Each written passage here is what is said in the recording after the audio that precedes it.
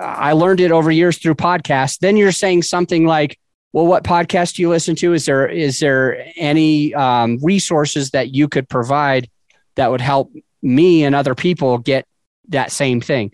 And then they might share it with us. And then what happens? So we would take that recommendation and then immediately check it out, see what it's about, get an overview. If they recommend a book, maybe we'll read the back summary. Maybe we'll buy the book, right? Maybe we love it. But really what we're doing is sending them a quick message. I really appreciate that you took the time to give me this.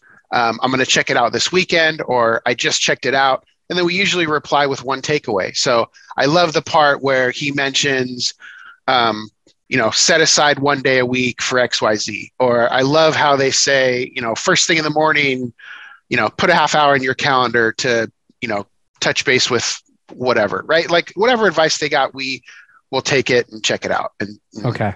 Give them a little feedback on it. But to answer your question, what we'll do is we'll come back to them maybe after a week or two, right? We'll give them a break and we'll come back.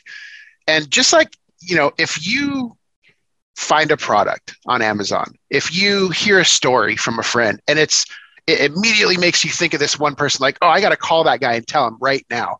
That's the way that we approach the conversation with these, target listeners. Is we'll come back and we'll say, hey, we've been having this conversation. I really think that you'd be interested in listening to this podcast. I just heard the episode.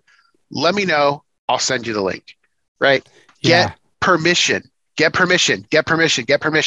We never send a link without asking first, because we don't want them to feel like we're spamming them. We don't want them to feel, most of you out there have received a link, an unwanted link, whether it's a personal message, whether it's an email, and you're just kind of like, whatever, delete.